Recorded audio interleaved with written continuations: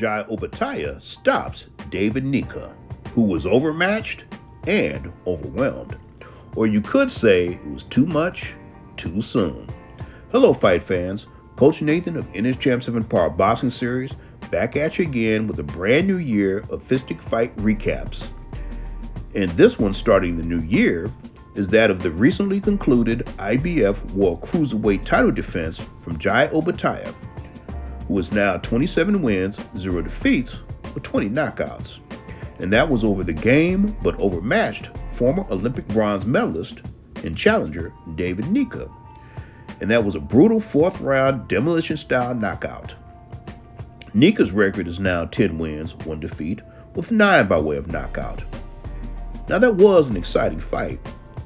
But folks, from a trainer's perspective, the heart and soul of the matter is this. And old school coaches and managers know this, that if you have a bright, talented, and future prospect, which Nyika was and still is, having won a bronze medal in the 2020 Olympics after a successful amateur career, he was undefeated, and the man stands somewhere around 6'6" tall, then why in the world would you allow him in the ring at this stage with one of the hardest punchers and one of the most dominant champions in boxing today? On only 3 weeks' notice, David went into this match with no jab, flinching defense, and the toughest test of his brief career was a third-round TKO, and that was over 38-year-old former light heavyweight contender Tommy Karpency, who, by the way, fought that match, Tommy did, as a last-minute, short-notice replacement.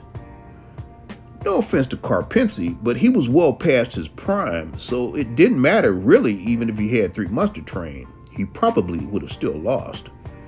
And hopefully in the future, David's trainer, and if not, he better find one who will.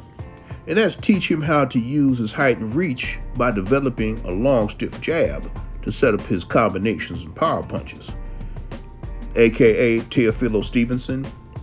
Now that's the 3-time Olympic gold medalist and Cuban great of yesteryear. Or be reminiscent of Hall of Fame and former world heavyweight champion Larry Holmes, who had a punishing jab as well to set up his combinations and power shots. Also someone to teach him how to clinch and smother shorter fighters on the inside, once again maximizing the use of his height, reach, and strength to his advantage. Blood and guts, determination, and the will to win. Now these things are huge in a boxing ring. However, to make it to the top, win the title, and keep the title, a fighter also needs skills, strategy, and tactics. Now as for Jai Opetaia, he appears to be primed and ready for Unification Showdown, the schedule to happen this spring, against the WBO World Cruiserweight champ, Gilberto Zurdo Ramirez, who is a tough, rugged champion who can box and punch, and whose only loss was a decision to former light heavyweight and pound-for-pound champion, Dmitry Bivol.